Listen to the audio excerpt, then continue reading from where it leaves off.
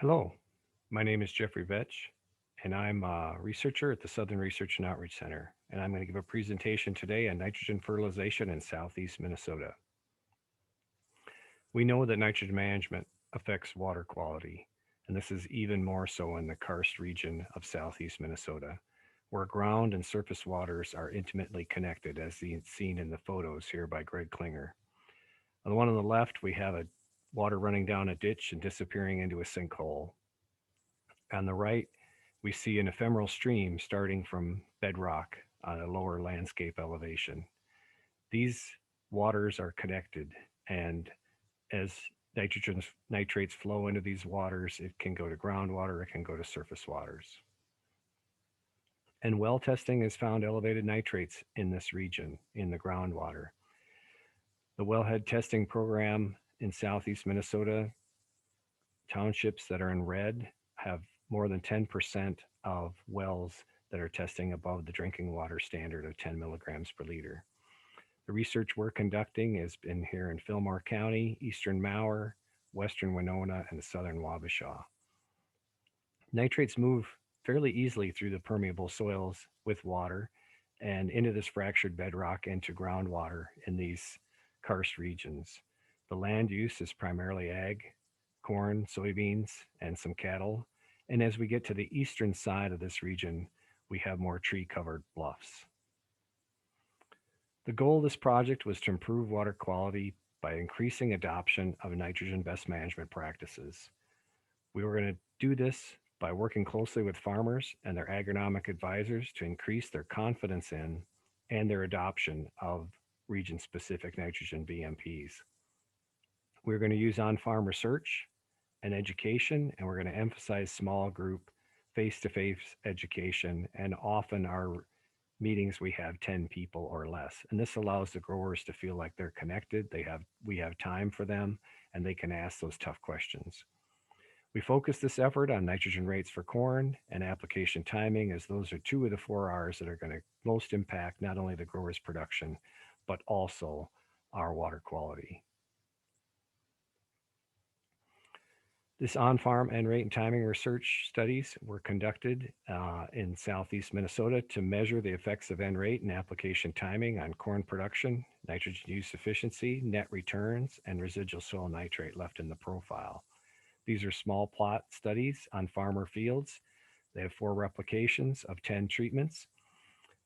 We have 20 site years from 2015 to 2020. 14 of these are on well-drained loess soils and 6 on poorly drained soils that were tiled and the tiles drain into the Root River watershed.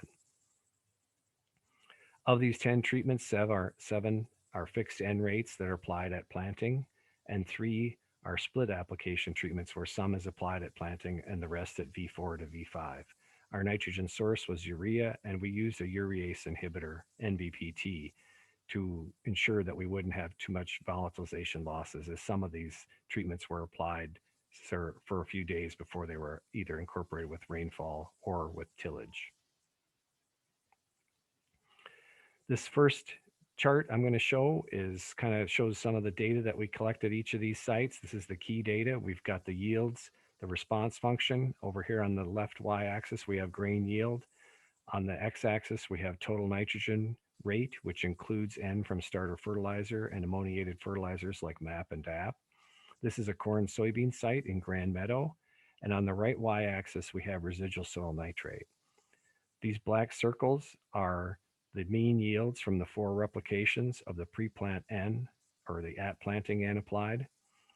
The line is the fitted model that we use to calculate the economic optimum or the maximum return to N, and I'll use those terms interchangeably. And in this study, that model was a quadratic plateau model. The red triangles are split treatments where we applied the majority of the N at planting and a smaller amount at side dress, and the blue triangle, upside down triangle, is a treatment where we did the opposite. We applied a smaller rate or a lower rate at planting and the majority of the N at side dress. The side dress N was applied as a top dress urea with NBPT. The yellow diamond is the MRTN, and in this case it's 198 pounds, or that's the optimum for this study. and the green squares are the residual soil nitrate. The acceptable range for corn after beans is 118 to 144, so you can see the optimum at this site was considerably greater than the acceptable range, and that the arrow is pointing to this blue triangle, which is one of the split applied treatments, and that treatment yielded more than the pre-plant treatments. The RSN does not really increase with increasing N rate, and that at this site could have been attested to both a wet year and the maximum or the optimum rate being very near the maximum rate we applied. This next chart shows 10 response functions and their optimums for the corn after soybean sites in the study. The shaded box is the acceptable range at the 0.10 price ratio, which is 118 to 144 pounds of N per acre. As you see, one site fell with below the range or with below the shaded box, needed less N than our recommended range. 3 sites were within the range, and 3 sites were above it by just a few pounds, 7 to 12, these 2 right here and this blue one right here. And then these 3 sites were above it from anywhere from 29 to 59 pounds above the maximum of that acceptable range, which is 144. And that's also a good rate typically as a recommendation for growers at the 0.10 price ratio. And the 0.10 price ratio would reflect like 40-cent nitrogen per pound of N and like $4 corn. These 3 sites that were above had yield penalties from 12, 17, and 25 bushels compared to applying the exact optimum or applying 144 pounds. When we look at the trends and some of these sites that needed more N, we see that all 4 of these sites that had N demand that was greater than 10 pounds above the maximum of the range, they all had pretty low zero or yields at 0 N, which is quite unusual to have this low down here around 100 or less when we would typically expect it to be up around 150. So that says something about the N supplying power of this soil at these sites. All these 4 sites were Grand Meadow, and the Grand Meadow sites are poorly drained soils. They are tiled, and they have high organic matter from 5 to 8.8%. Compare that to the green leafed and Elgin sites where soil organic matter is 3.7 to 4.6%. Those are well-drained loess soils. So if someone is considering doing variable rate N, and one of your parameters that you're going to use to adjust N rates is organic matter, you may want to be concerned or cautious if in some of these soils, as the higher organic matter soils actually had a higher demand in this data. What's causing nitrogen loss, driving nitrogen loss, and also maybe impacting these higher end demands at some of these locations? I think it's clear to say that excessive precipitation and the fact that we're getting more precipitation in our region is having an effect. On the left here, we have a chart of the state of Minnesota, and the areas that are shaded in dark blue are areas that receive 15% greater rainfall annually today than they did 70 years ago. The lighter blue areas are areas that receive 5 to 15%. If we move to the chart on the right and we just focus on Waseca, where we have over 100 years of weather records, and we look at the 30-year normals, which are calculated every 10 years, and the 1941 to 1970 30-year normal, the total annual precip at Waseca was just under 30 inches. We've calculated what it might be from 1991 to 2020, and we've come up with 37.9 inches, which would fall right about here on that line. Now, this number will not be made official until the National Weather Service does that later this year. But that's an 8-inch precipitation increase in the last 50 years, or 25% more precip than we received 50 years ago. That definitely is having an effect on nitrogen management. To take a look at that from a site-by-site basis, I've created this table, and I know there's a lot of numbers in it, but I've color-coded it to make it easier to understand. Across the top is each individual 10 sites for the corn-soybean study. Over here are the months, and if the rainfall is exactly normal for a given month based on these on-site data, it would be 100%. This is the 100% is the normal for that month. If it's between 125% and 150% of normal, I've color coded it in yellow. And if it's greater than 150% of normal in a given month, I've color coded it in red. And clearly, these red months are areas where we have significantly, or we have a excessive rainfall, and it could certainly drive nitrogen loss, especially in these spring months when their crop is most susceptible, as most of the N has been applied but has not been taken up by the crop yet. When we look at these 10 sites, we see 7 of them that have significant periods of wet conditions and at least 5 that had wet springs. We go down here at the bottom. These are the calculated optimums for each individual site from above. We find a site like this one where we needed more N. And was it wet? Not necessarily. Here are 2 that needed more N. And yes, those were site years where there was significantly greater than normal precipitation. And in fact, in several months in these scenarios. This one also had greater than normal precipitation, as did this one and this one over here. So as you can see from this table, months where we had excessive precipitation sometimes, but not always, explained the N need at these locations. This is the chart for the site at Harmony in 2020. This was a corn-on-corn site, and this site, a linear plateau model was used to best describe the N response to the data. And the economic optimum, or the yellow diamond, is here at 173 pounds, and the acceptable range for corn on corn is 152 to 180. So it was within the acceptable range. The other thing you might notice is that the red and blue triangles fall right on top of the line and right on top of the pre-plant N treatments. So there was no advantage to split application at this site.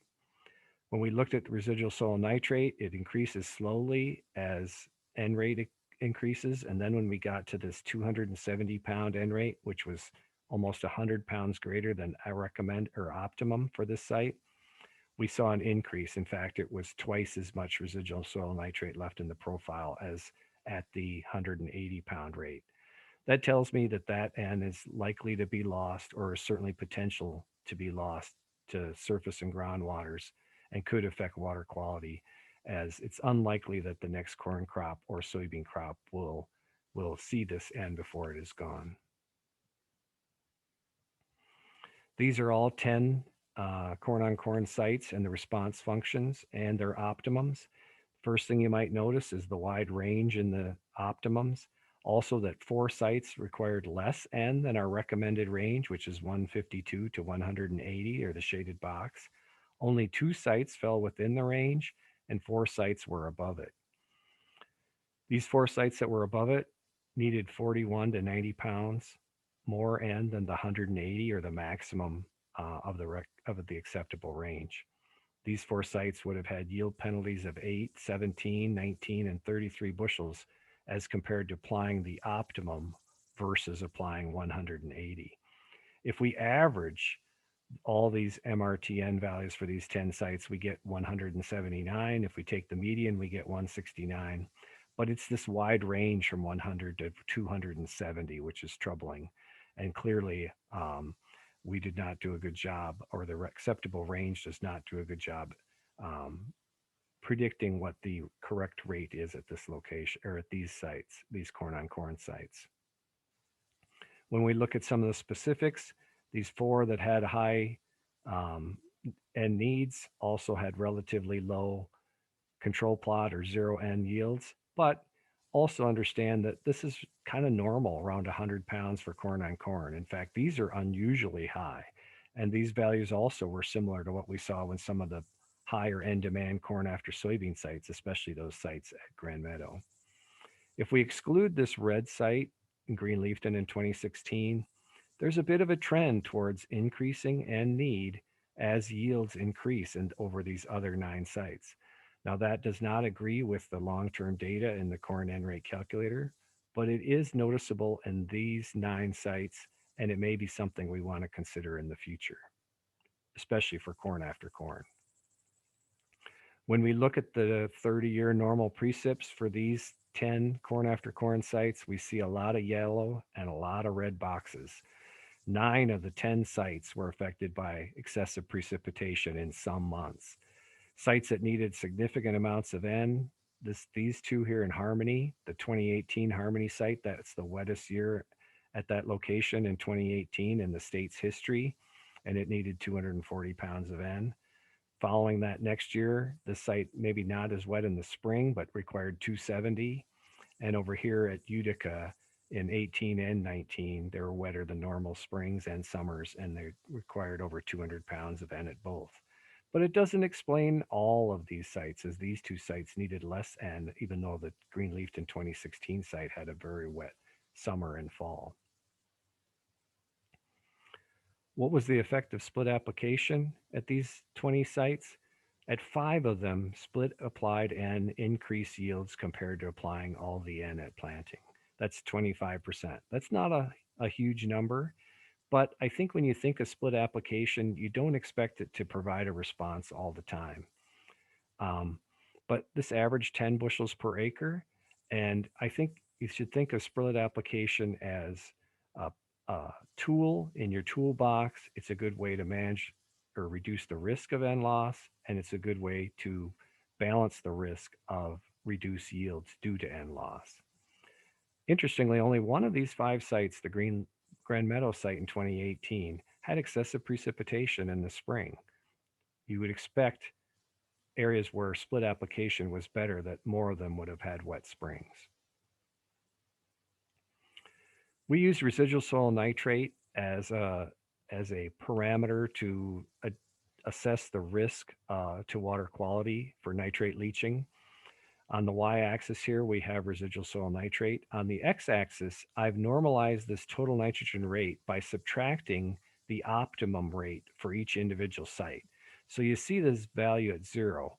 All the data points to the left of these lines are rates that were suboptimal or were less than needed. So we wouldn't expect to see carryover residual nitrate when we're not applying enough. All the lines or data on the right are rates that are above the optimum, and that's where we would expect N rates, residual soil nitrate, to increase with N rate, and it did at 3 sites for corn after beans, but at 4 sites it really did not increase very much, and this certainly interacts with these wet falls too. When we look at the corn on corn sites, we see 4 sites had residual soil nitrate that increased significantly as N rates increased, and 2 sites did not.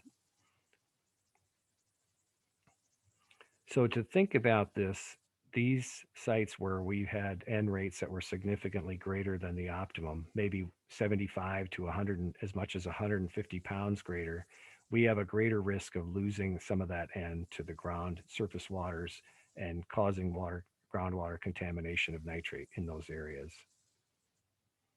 To summarize the study, applying near the maximum of the MRTN acceptable range for corn after beans, which is 144 pounds of N per acre, produced economically optimum corn yields and minimized the risk for nitrate losses at 7 of the 10 sites in the corn and soybean data. But in the corn and corn data, the optimums range from 100 to 270. Clearly, we need to develop and use other tools to better improve our N rate recs for corn after corn in southeast Minnesota. Excessive precipitation explains some of the high demand, especially at some of the corn on corn sites, but it didn't explain all of it. There are other factors like soil N supply. The lack of mineralizable N from those sites at Grand Meadow is kind of interesting. The really low yields with 0 N. And immobilization, especially in corn on corn, compaction and drainage could be an issue, especially in some of these very wet sites. And those are all factors that can contribute to this high N demand at some locations. Split application of N increased yield at 25% sites. And as I mentioned, I think it's a good management tool to reduce risk for the grower, not only risk for yield loss, but also as a way to reduce risk of nitrate contamination to ground and surface waters. If you're going to use split application in corn after corn, our recommendations would suggest that you apply at least 50% of the total N at planting and the rest at side dress or more at planting. In corn after beans, you can skip by with less N at planting and apply the majority of it at side dress because the soybean stubble typically will provide N for that crop. For when we think about the risk for nitrate contamination of water, our data showed that applying N rates greater than economic optimum often increase the residual soil nitrate and increase the risk for nitrate contamination of groundwater and surface waters. Clearly, the excessive fall precipitation is interacting with this. These wet falls are likely to have leached or moved some of that nitrate that was left in the profile below the depth that we actually measured, or maybe it already leached it out of the profile and into groundwater, surface waters already, or denitrified it in warmer months like September. The literature pretty clearly shows that increasing nitrogen rates generally increases nitrogen losses to the environment. What is the impact of this study for the growers and the cooperators? We did a 2019 survey of the farmers that participated, and 94% of them said that this research informed their N management decisions, either somewhat to very much. That means that they found it impactful, valuable, and they used it in their businesses to help inform the correct N management decisions in the future. I'd like to acknowledge the funding source, the Department of Ag Clean Water Fund for this research, and the University of Minnesota, and also thank my research partners, Don Bernal, Kevin Keener, Greg Klinger, and Kyle Holling. And also thanks to the farmers and cooperators who participated in this study, and it's an ongoing study. My contact information is on the right, and thank you for listening to this presentation.